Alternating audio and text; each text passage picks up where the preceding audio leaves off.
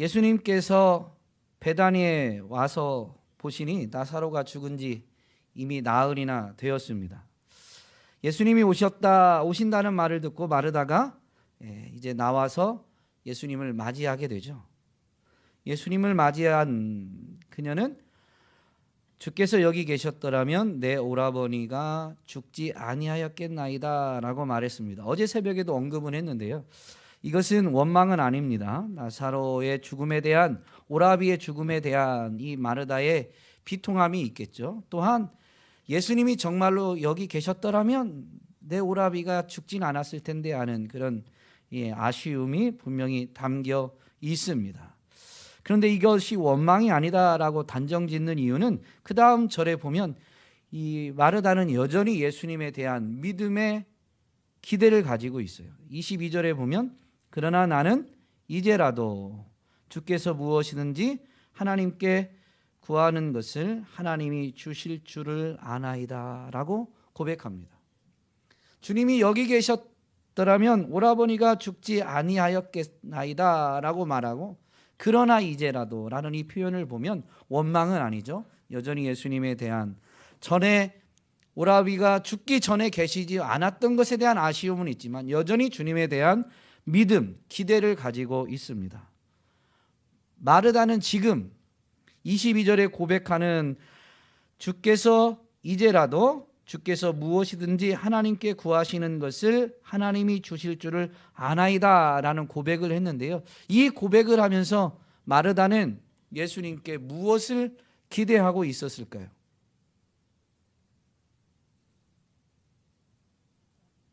무엇을 기대했을까요? 뒤에 내용도 오늘 우리가 지금 읽었잖아요. 주께서 여기 계셨더라면, 아니 이제라도 주께서 무엇이든지 하나님께 구하시는 것을 하나님이 주실 줄을 아나이다. 그런데 이 기대 안에, 이 믿음 안에 예수님이 자기 오라버니를 다시 살리실 것이다 라는 기대는 없습니다. 분명히 무언가를 기대하고는 있어요. 그런데 죽은 오라비를 다시 살리실 것이라는 기대는 없어요. 왜냐하면 예수님이 내 오라비가 다시 살아나리라 라고 말씀하셨음에도 불구하고 마르다는 그걸 그대로 믿은 게 아니라 그렇게 고백했지만 마지막 날에는 부활할 것이다, 그것은 믿습니다 라고 말합니다. 이제 예수님의 이 말씀은 지금 다시 살아날 것을 말씀하신 것이지만 마르다는 그렇게 여기진 않았어요. 그러니까 22절에 있는 이 고백을 할 때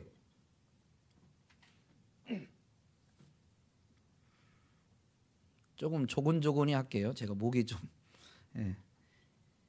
주께서, 나는 이제라도 주께서 무엇이든지 하나님께 구하시는 것을 하나님이 주실 줄을 아나이다 라고 하면서 고백한 이 믿음의 고백, 이 기대에 오라비가 다시 살아날 것에 대한 기대는 포함되어 있지 않습니다.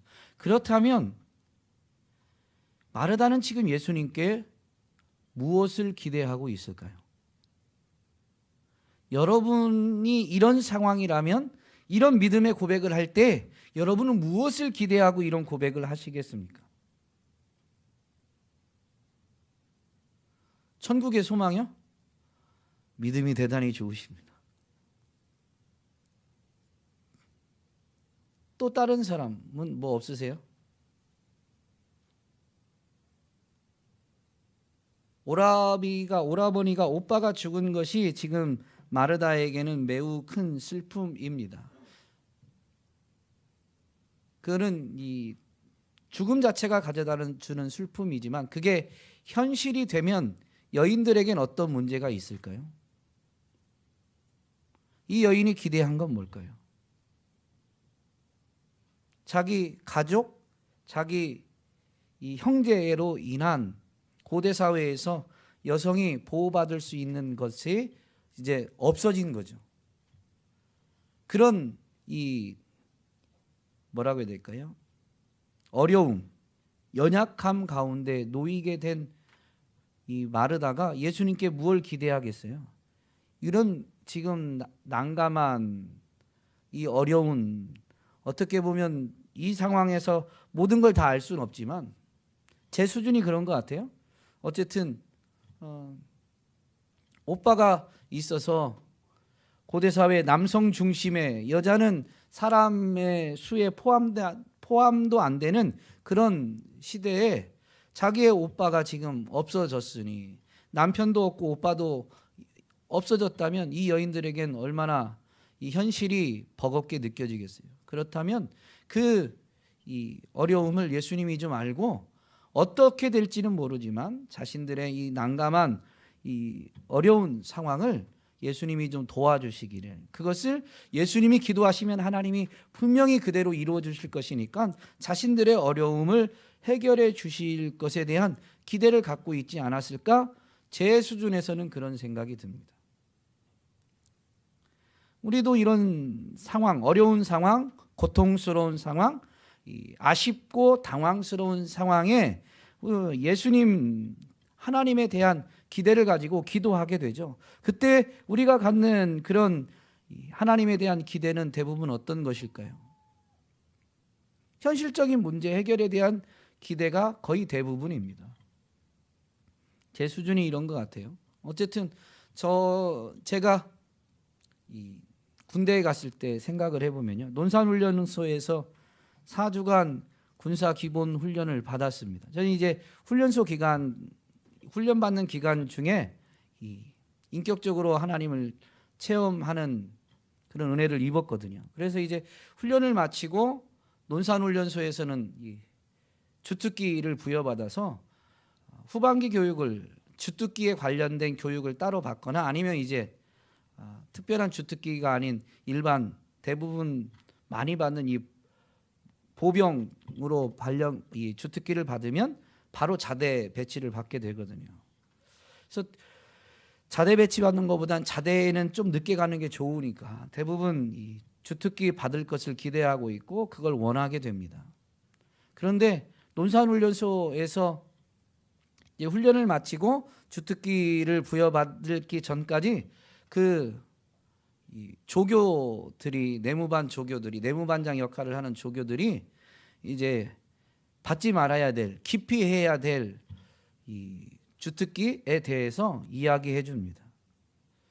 특수부대에는 착출되면 안 된다. 이제 고생한다 이거죠. 매우 힘든 부대니까. 그리고 난 다음에 얘기한 게 제 경험상입니다. 그리고 나서 얘기한 것이 광주 상무대 이 기갑 주특기 받으면 안 된다라고 이야기하더라고요. 조교의 그 이야기를 듣고 나서 이제 하루 있으면 뭐 그 주특기를 받고 그쪽으로 이제 이송돼야 되는데 뭐라고 기도할까요? 훈련소에서 하나님의 은혜를 이렇게 인격적으로 체험해서 하나님이 살아계시다라는 걸 분명히 더욱 신뢰하게 됐거든요. 그래서 이제 기도하게 되는데 뭐라고 기도했을까요? 제가 하나님의 은혜를 체험하고 하나님 저를 어디든 보내주십시오. 그래서 제가 복음 전하게 해주세요. 이렇게 기도하지 않고요. 그 조교가 얘기한 대로 기도했습니다. 하나님 특수부대는 안 됩니다. 어차피 저는 특출한 운동 능력이 있지는 않았으니까 뭐라고 그러죠? 그런 이 격투 스포츠를 해본 적이 없어서 키도 작고 안 될 것 같긴 하지만 그래도 모르니까 기도하는 거죠. 특수부대는 안 됩니다. 그리고 나서 또 기도하는 게 기갑부대도 안 됩니다. 그랬는데요, 제가 주특기를 뭐를 받았을까요? 기갑을 받았어요. 쪽집 계시는데요. 예, 그래가지고 광주 상무대로 이제 가게 됐습니다. 기갑학교에서 주특기 교육을 다 받고 이제 자대 배치를 받기 위해서 자대 배치 발표는 안 해주고요. 일단은 306 보충대, 의정부에 있는 306 보충대로 갔습니다. 거기서 3일을 더 머물고 이제 자대 배치를 받아서 갔는데 그 3일 동안 대기하는 기간 동안 거기에서 우리를 인솔하는, 관리하는 이제 이 병사들이 선임병들이죠. 어쨌든 그들이 이야기하기를 306 의정부 이 보충대에서는 절대 가지 말아야 될 부대가 있는데 백골부대 가면 안 된다. 3, 4단인데요. 백골부대 가면 안 된다. 그리고 오뚜기 가면 안 된다. 그리고 몇 개 더 얘기했는데 어쨌든 제 기억으로는 이 백골 그리고 오뚜기 이야기를 했어요. 그래서 3일 동안 뭐 할까요? 더군다나 이 수요 예배가 있거든요. 그 예배 드리고 나서 기도할 때 뭐라고 기도할까요? 어느 자대든지 가서 제가 증인되게 해주세요. 이런 기도가 나오는 게 아니라 또 그 병사들이 알려준 걸 피하게 해달라고. 하나님, 기갑은 안 된다고 했는데 기갑을 보내셨잖아요. 이번에는 제 기도를 좀 들어주셔야 돼요. 하나님, 백골 부대 안 된답니다. 오뚜기 부대 안 된답니다. 제 어디로 갔을까요? 오뚜기 갔습니다. 오뚜기. 그리고 가서 이제 군 생활을 하는데요. 제대할 때쯤에 깨달았어요. 뒤를 돌아보니까 오뚜기 부대 온 게 하나님의 은혜인 거예요. 왜냐하면 남들은 오뚜기 부대가 힘들어서 가면 안 된다고 했는데 그 힘듦이 이렇게 힘들지 않았어요. 지난 시간을 보니까. 그 힘들지 않은 이유를 보니까 이 아주 계급이 낮은 후임병일 때는 선임병들한테 그냥 저는 한 거 없는데 그냥 인정을 받게 된 거예요. 뭐 한 거라고는 신앙 때문에 이 군대에서 가끔 회식들이 있잖아요. 사병들도. 근데 그 회식할 때 술잔을 거부한 거밖에 없습니다. 그리고 거부했더니 이제 막 조금 이 상사가, 기갑은 이제 부사관들이 많거든요. 그중에 이제 상사도 조금 이 계급이 있는 건데 그 상사가 이제 아주 쉽게 뭐라고 표현해야 될까요? 이게 꼬장을 부린 거예요. 어떻게든 먹이려고. 계속 거부했더니 그럼 이렇게 잔을 막 이런 군대는 그 이렇게 큰 사발에다 막걸리 따라 주거든요. 그거를 이렇게 다 먹고 이렇게 머리에 부으라는 거예요. 안 먹은 사람은 안 먹은 채로 부으라는 거예요. 이게 군복을 입고 그냥 부었어요. 그랬더니 상사가 그 다음부터는 이렇게 뭐라고도 안 하고 다른 이 병장이나 일반 병들 중에 고참들한테도 쟤는 이제 이후로는 건들지 마라.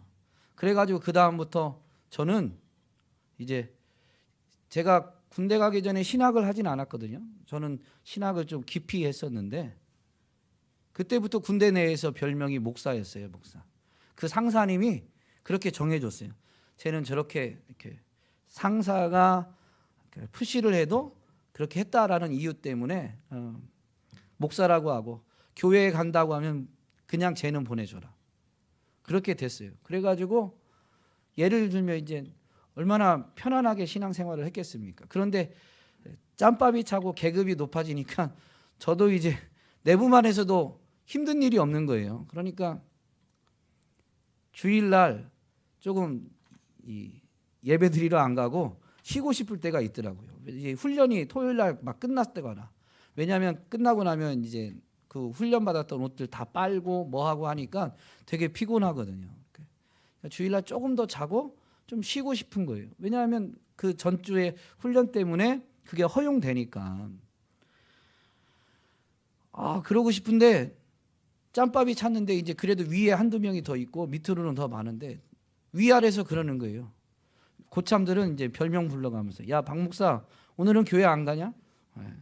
그 말 때문에 나 오늘 속으로 쉬고 싶었는데 하면서 이제 가게 됐었거든요. 그러니까 지나고 보니까 제 힘으로 신앙을 지키게 된 게 아니고 하나님이 은혜로 그렇게 지켜주신 것이고, 이 신앙에서 조금 기준을 잡고 그렇게 지켜왔던 것들이 군대 내에서 다른 생활에 있어서도 이렇게 뭐라고 해야 될까요? 성실한 사람으로 인정받게 된 거예요. 사실은 비슷해요. 남이나 나나 비슷한데 그게 계기가 돼가지고 쟤는 성실한 사람. 그래서 밖에 나갔다가 이렇게 놀다 들어와도 힘들었지? 애썼다 막. 사실 놀다 왔는데. 그런 사람이 있잖아요. 요령 피다가 찍혀가지고 밖에서 일하고 와도 야, 너 어디 갔다 왔어? 어디 짱 박히다 왔어? 제 한 달 후임병이 그랬어요. 걔는 처음에 잘못 찍혀가지고 그냥 어디 가든 이제 열심히 하는데 잘 해보려고. 고참들은 매번 이제 이렇게 농땡이 피는 사람으로 바라보게 되는 거죠. 지나고 나서 보니까 그런 선임병과 후임병들의 만남. 제가 또 하나 얘기를 해볼게요. 이거는 너무 나중에 알은 거예요. 제가 위로 고참이 없는 게 아니고 이제 한 달 고참이 2명, 2달 고참이 2명이에요. 제 내무반 안에만. 그럼 이게 좀 많은 편이거든요. 그런데 그 군대에서는 이제 축구를 하는데 위로 고참이 그렇게 둘, 그다음 3달 고참이 1명이 있는데 이 5명이 다 개발이에요. 그리고 나서 위로 고참은 한 6개월 차이가 나요. 그러다가 이제 제가 왔는데 저는 이제 이 고참들에 비하면 그 5명에 비하면 저는 거의 선수인 거예요. 이 사람들이 워낙 개발이라 그래요. 그래가지고 가서 처음에 이제 그 내무반 배치받고 나서 첫 번째 주말에 축구했다가 저는 사실 군대 가면 이제 남자분들은 알지만 쫄병 때는 군화도 닦아야 되고 내무반 전체 군화를 닦아야 되고 이 주말에 고참들 빨래도 하고 머리 깎는 깍새도 해야 되는데요. 저는 한 번도 안 했습니다. 축구하느라고. 그래서 제 1달 고참, 2달 고참들이 저녁마다 전투화 닦을 때 저는 병장들이 데리고 가가지고 그 예전에는 병장들만 자판기 앞에서 커피 마시면서 담배를 폈거든요. 군대에서. 제가 이제 담배는 안 핀다고 하니까 목사라고 인정도 받았었으니까 이 사람들이 그냥 습관이에요. 저를 목사라고 부르면서도 박 목사 담배 안 피지? 그럼 커피라도 한 잔해. 그럼 병장들이 지금 제 고참들은 안에서 전투화 닦고 뭐 이렇게 내무만 청소할 때 병장들이 데리고 가는 바람에 밖에 나가서 청소도 안 하고 전투화도 안 닦고 주말에는 저 데리고 축구한다고 그 뭐 빨래 머리 깎는 것도 안 했어요. 진짜로. 그리고 그냥 병장들이 불러가는 대로 가서 그냥 서서 커피 마셨는데요. 저는 2등병 1병 때 하루에 커피를 20잔 이상씩 마셨습니다. 병장이 한 명이 저를 데리고 가서 해주는 거예요. 그냥 이쁘다고. 아무 때나 담배를 아시잖아요. 담배를 못 피니까. 그러니까 담배 피게 해준다고 데리고 가는데 담배를 안 피니까 커피를 한 잔 뽑아주는 거예요. 그러니까 병장 군인들이 이 담배를 언제 피냐면요. 아침에 기상해서 피고 아침 먹고 피고 점심 먹고 피고 저녁 먹고 피고 저녁 점호하기 전에 펴요. 자기들 담배 필 때 저를 병장들이 돌아가면서 데리고 가서 한 잔씩 이렇게 마시게 커피를 뽑아주니까 병장들이 저희 내무반에 한 6명 있었는데 6명 매번 똑같이 한 건 아닌데 4-5명씩 매번 걸리는 거예요. 그래서 저는 담배는 거절을 하다 보니까 커피는 이제 거절을 못 해가지고 하루에 2등병 때부터 그 자판기 커피를 한 20잔 이상씩 마셨습니다. 그리고 후임병 때 어떻게 보면 고되다고 하는 건 하나도 안 했어요. 그런데 그러면 이제 1달, 2달 고참이 저를 굉장히 미워할 수밖에 없거든요. 미워했는데 같이 일병 달고 이제 같이 상병 다니까 이제 병장들은 다 제대했어요. 그러고 나니까 이제 제 밑으로도 후임병이 오니까 그 고참들이 너나 나나 이제 같이 짬밥 먹어가는데 뭐 예전엔 너 좀 미웠다 이러면서 이제 사람들이 성품이 좋더라고요. 그래가지고 또 뭐 일병 후반부터는 고참들하고 그 이제 1-2달 고참들하고 잘 지내고 저는 어려움 없이 지냈습니다. 그냥 군대라는 이 상황 자체를 어려워한 거, 왜냐면 즐거워하진 않았잖아요. 대부분 그 젊을 때 군대 가는 거. 그거 외에는 정말로 자대 군대에서 힘든 게 없던 거예요. 거쳐올 때마다 먼저 군 생활을 했던 사람들, 그 조교나 이 기관병들이 할 때 가지 말라고 하는 대로만 골라서 왔는데 와서 지내고 보니까 하나님이 뭐라고 해야 될까? 이게 편안하게만 했다라고 한다면 그렇지만 그 안에서 인격 신앙의 체험과 함께 그 신앙의 연단을 하다 보니까 조금 이 편안함, 즉 시간적 여유가 있는 건데요. 그 시간적 여유 속에서 삶을 좀 이렇게 회고하게 되고 어떤 이 신앙에서 저를 이렇게 다잡게 되다 보니까 고생해야 사람은 좀 성장하기도 하는데요. 전 개인적으로 군대 생활하면서 영적으로는 신약 성경을 한 몇십 독 하게 되는 그런 기회도 갖고 그러면서 많이 성장하게 됐습니다.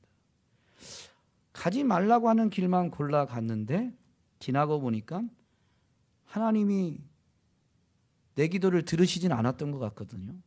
그런데 사실은 기도를 들어주신 거죠. 왜 기갑 주특기를 받으면 안 된다고 기도했는지, 사실은 저는 조교의 이야기만 듣고 그렇게 기도했지만 그 기도한 내면에 제가 정말로 원했던 것에 대한 부분들을 하나님이 저보다 더 잘 아시고, 그 기도를 안 들어주신 것 같지만 지나고 보니까 가장 완벽하게 가장 좋은 것으로 기도의 응답을 해주셨다라는 것을 깨닫게 되었습니다. 저만 그런 게 아니라요, 대부분의 모든 믿음의 사람들이 그러합니다. 성경에도 보면 요셉이 17세의 나이 때, 소년일 때에 꿈을 꾸게 되죠. 아직은 철이 없을 때여서 형들과의 관계가 그렇게 좋진 않았는데도 불구하고 꿈 이야기를 형들에게 했다가 더 미움을 사게 되었습니다. 자기는 꿈이 신기하고 그 꿈이 너무 좋아서 막 자랑했는지 모르지만 그게 미움 사는 계기가 됐죠. 그 꿈을 꾸고 꿈을 자랑할 때 요셉은 무엇을 상상했을까요? 그가 꿈을 자랑할 때 형들의 손에 노예로 팔려갈 것을 생각이라도 했을까요? 꿈 때문에 형들의 미움 사서 그는 형들의 손에 의해서 노예로 팔려서 애굽까지 가게 됩니다. 애굽의 노예가 되었을 때 그는 뭘 기도했을까요? 여러분 같으면 뭘 기도했겠습니까? 기도가 응답되는 것처럼 보였습니다. 노예지만 이제 조금 인정받게 되고, 그래서 노예 중에서는 이 총무가 되게 되죠. 그래서 정말로 이제 하나님이 내 기도에 들으시는가 했는데, 이 여자 주인 때문에 모함을 당하고 누명을 써서 죄수로 전락합니다. 그는 노예로 있다가 이제 총무가 되면서 그런 일을 겪게 될 거라고 상상이나 했을까요? 감옥에 갇힌 요셉은 하나님께 무엇을 기도하고 무엇을 기대했을까요? 거기서 요셉이 기대한 게 뭘까요? 자기의 누명을 벗는 겁니다. 왜냐하면 술 맡은 관원장과 떡 맡은 관원장의 꿈을 해몽해 줄 때 자기 이야기를 했어요. 그래서 자기의 누명이 벗겨져서 감옥을 벗어나는 게 되는 것이 그 감옥에 갇혔을 때 요셉이 기대한 겁니다. 그런데 하나님은 그의 누명을 벗기셨다는 말 자체는 없어요. 그런데 감옥에서 꺼집어내서 한 번에 애굽의 총리가 되게 하셨죠. 애굽의 총리가 된 요셉은 분명히 처리해야 될 일들이, 배워야 될 것과 처리해야 될 일들이 많이 있었겠죠. 하나님의 그 바로에게 준 꿈을 해몽하면서 그거에 맞춰서 많은 계획을 세우고 나라 전체, 애굽이라는 이 전역에서의 그 일을 시행하기 위해서 창고를 지으면 어디에 젖을지 나라 전역을 방문하면서 엄청 바빴을 것입니다. 그렇게 시간이 흐르고 기근이 찾아왔는데, 기근이 찾아왔을 때 보면 사람들이 다 요셉에게 갑니다. 요셉에게 양식을 얻으려고 찾아오면 바로조차도 요셉에게 가라고 하니까 나라 전역에서, 심지어 애굽 밖에서도 요셉을 찾아오게 되죠. 요셉이 업무에 쉴 틈이 없는 거예요. 그런데 어느 날 보니까 자기 형들이 지금 와서 뭐예요? 절하는 거죠. 요셉의 총리가 됐으니까 이제 그 기근이 찾아오면 가나안 땅에 있는 형들이 애굽까지 와서 나한테 절하겠지, 그런 상상 기대하지 못했을 것입니다. 안 했을 것입니다. 그런데 어느 날 보니 하나님이 주셨던, 꾸게 하셨던 그 일들을 하나님이 이루신다. 요셉이 품은 꿈이 아니라 하나님이 하나님의 일을 계시하시고 이루어 가신 것이죠. 근데 이 과정까지 보면 그때 그 상황에 그가 기대한 게 무엇일까? 그 상황을, 그 어려움을, 그 억울함을 모면하는 정도가 그런 위대하게 쓰임받은 사람들조차도 기대하는 거에 전부였던 것이죠. 마르다의 기대에 예수님이 내 오라비가 다시 살아나리라 라고 분명히 말씀해 주셨지만 마르다의 응답은 뭐냐면, 답변은 뭐냐면, 마지막 날 부활 때에는 다시 살아날 줄을 내가 아나이다. 지금은 아니죠. 그건 마르다의 이 경험과 이성으로는, 즉 상식적으로는 자기의 한계 안에서는 지금은 아니에요. 비록 마르다가 예수님에 대한 믿음을 가지고 있지만 지금은 아니었던 것이죠. 그때 예수님은 분명히 나는 부활이요 생명이니 나를 믿는 자는 죽어도 살겠고 무릇 살아서 나를 믿는 자는 영원히 죽지 아니하리니 이것을 내가 믿느냐. 이 예수님의 자기 계시에 대한 의미는 그냥 건너뛸게요. 이거는 여러분이 조금 묵상하시면 쉽게 이해할 수 있는 부분이니까요. 이렇게 말씀하시면서 내가 믿느냐라고 예수님이 물으셨어요. 그 27절이 보면 마르다의 답변인데, 주여 그러하여다. 주는 그리스도시요 세상에 오시는 하나님의 아들이신 줄 내가 믿나이다 라고 답변합니다. 예수님이 누구이신지를 알고 있고 분명히 고백하면서 그 믿음의 고백을 올려드린 것이죠. 마태복음 16장에서 베드로가 이와 거의 유사한 신앙 고백을 했습니다. 주는 그리스도시요 살아계신 하나님의 아들입니다. 문장의 단어의 표현으로 유사한 거지 신앙 고백은 사실 동일한 신앙 고백이죠. 베드로의 신앙 고백 앞에 예수님이 뭐라고 말씀하셨어요? 바요나 시모나, 즉 요한의 아들 시모나, 내가 복이 있다. 여러분, 믿음이 있어서 예수님이 누구이신 줄 아는 게 복입니다. 믿음이 있어서 예수님이 누구이신 줄 아는 게 복이에요. 지금 마르다는 복 있는 사람이에요. 주님이 인정한 신앙 고백을 지금 하고 있어요. 그러나 이런 믿음을 갖고 있고, 그래서 예수님에 대해서 이 신앙을 따라서, 믿음을 따라서 예수님에 대해서 22절의 표현대로 주께서 무엇이든지 하나님께 구하시는 것을 하나님이 주실 줄을 압니다. 알고 있습니다. 내가 이제라도 주님이 이렇게 행하실 것을 믿고 있습니다 라고 기대감을 분명히 표현했죠. 이 신앙 고백과 이 믿음의 기대는 귀한 것이긴 하지만 마르다가 갖고 있는 그 믿음의 고백, 그로 인한 예수님에 대한 기대와 예수님이 지금 행하시고자 하는 그 일에 대해서는 간극이 있습니다. 왜 이 간극이 생길까요?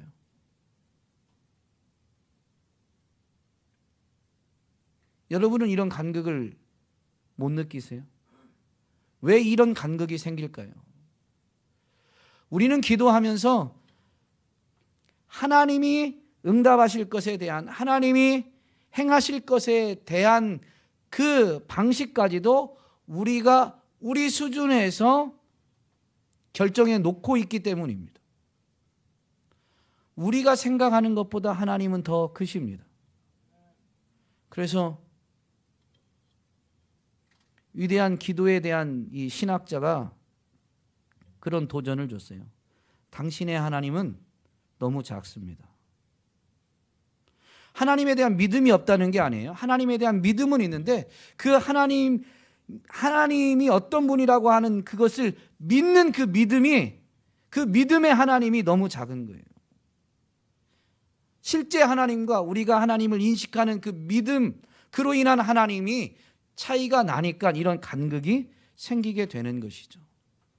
마르다의 신앙은 분명히 주님께 칭찬받고 인정받을 만한 복 있는 아름다운 신앙입니다만은 지금 예수님이 행하시고자 하는 것은 전혀 깨닫지 못하고 있는 것이죠.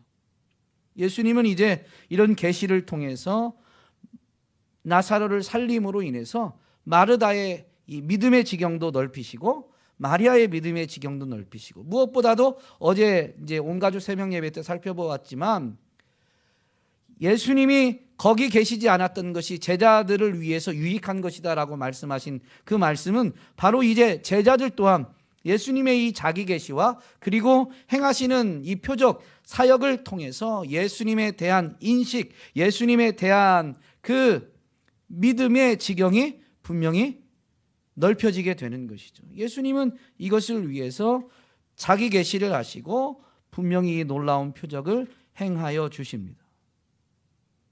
우리도요, 언제 내 지식의, 내 경험의 한계를 넘어서 하나님의 크심을 삶의 현장에서 배우게 되느냐. 물론 하나님이 그걸 나타내 주실 때, 하나님이 그런 은혜를 주실 때이지만 하나님은 누구에게 은혜를 주실까요?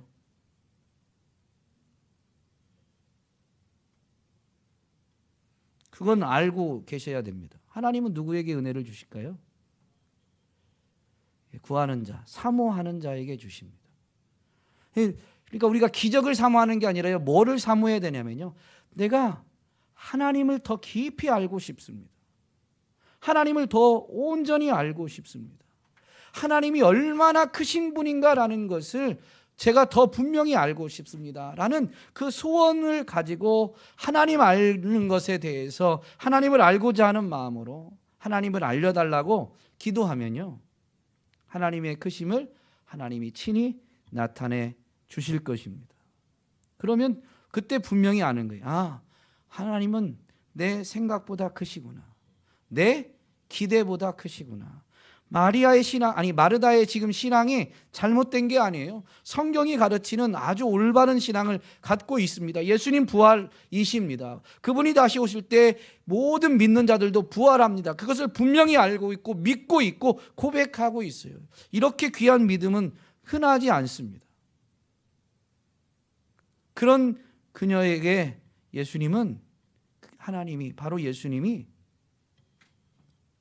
마지막 때에만 그 부활, 생명의 능력을 가지신 분이 아니고 예수님은 부활 자체이시고 생명의 주이시기 때문에 예수님이 뜻하시면 언제든지, 마지막 때가 아니어도 지금 그분이 원하시면, 그분이 행하시고자 하시면 지금도 죽은 자를 살리실 수 있음을 나타내 주시는 것이죠. 능히 죽은 자를 살리시는 것이죠. 그래서 이 관점에서 보면 하나님은 분명히 계신데 그 하나님이 마지막 심판 때에 세상에 임하는 하나님이시지만 그런 하나님만 아니라 지금 여기에서도 내 생각보다, 기대보다, 일반적인 자연현상, 상식보다 더 크게 역사하시는 분이심을 나타내 주시는 것이죠. 하나님은 멀리 계시지 않습니다. 우리의 하나님은 우리 생각보다 더 크신 분이십니다. 오늘도 우리가 하나님을 더욱 알기를 사모하고, 그래서 하나님이 얼마나 크신가 라는 것을 분명히 배우고, 그래서 그 하나님을 더욱 신뢰하게 되면 우리는 다윗과 같은 은혜를 분명히 누리게 될 줄로 믿습니다. 왕으로 기름 부음 받았지만 그가 10여 년 동안 사울에게 쫓겨다닐 줄 알았겠어요? 쫓겨다니면서도 그는 하나님을 의지하는, 하나님의 기준을 따르는 그런 것을 훈련하게 됐고, 이제 왕이 되고 나서도 그는 전쟁하게 될 때에 하나님 앞에 전쟁을 하러 나가야 될지, 전쟁에서 피해야 될지 전적으로 하나님 앞에 물으면서 왕의 임무를 수행하게 되죠. 그렇게 되니까 다윗이 어떤 사람이 됩니까? 이 사무엘하 22장에 보면 다윗이 어디를 가든지 하나님이 이기게 하시니라 라고, 다윗의 그 왕으로서의 생애에 대해서 주변 지역을 정복하는 이 왕으로서의 삶을 묘사해, 압축해서 설명해 줍니다. 여러분, 어디를 가든지 이기게 되는 비결이 뭐냐면요, 언제나 하나님을 의지하고 언제나 하나님의 뜻을 따라 살고자 할 때 하나님의 뜻은 반드시 이루어지니까 어디를 가든지 형통하는 자가 되는, 어디를 가든지 이기는 자가 되는 것이죠. 여러 번 말씀드렸지만 요셉의 생애를 요약할 때 요셉이 형통한 자다라는 표현은 총리가 된 이후에는, 총리가 될 때에는, 총리가 되면서 요셉이 형통한 자가 되었다라는 표현은 없습니다. 요셉이 형통한 자가 되었다라는 것은 보디발의 집에 노예로 있을 때와 감옥에 갇혔을 때 거기서도 하나님이 함께 하심으로 형통한 자가 되었다라는 것을 우리에게 가르쳐 주죠. 그런 노예 상황에서도, 감옥에 갇힌 상황에서도 하나님을 믿고 하나님에 대한 신앙으로 삶을 살아가게 되면, 그때는 이해되지 않는 요셉의 기대는, 분명히 감옥에서 좀 전에 말씀드린 것처럼 요셉의 기대는 하나님에 대한 온전한 신뢰로 하나님의 크신 만큼 기도한 건 아니지만, 그 상황에서 요셉이 기대하는 건 노예로서 조금 뭐라고 해야 될까요? 안정되는 거, 그리고 기회가 되면 고향으로 돌아갈 생각도 가질 수 있었겠지만 어쨌든, 그리고 거기서도 더 내려가서 감옥에 갇혔을 때는 누명을 풀고 감옥에서 벗어나는 게 요셉의 기대한 것의 전부였을 것입니다. 그렇지만 하나님은 그 요셉을 향한 하나님의 뜻을 거기서도 이루어 가고 계시니, 때가 되어 보니 그 기대를 넘어서서 애굽의 총리가 되게끔 해 주셨던 것이죠. 오늘 저와 여러분도 분명한 하나님에 대한 기대와 소망으로 하나님을 더 알기를 사모하면서 삶의 자리에서 인내하고 기다리면 하나님의 크심을 깨닫게 되고, 하나님이 이 일들을 이루셨다라는 것을 깨달아 알면서 더욱 하나님을 신뢰하며 하나님을 증거하는 사람들이 될 줄로 믿습니다.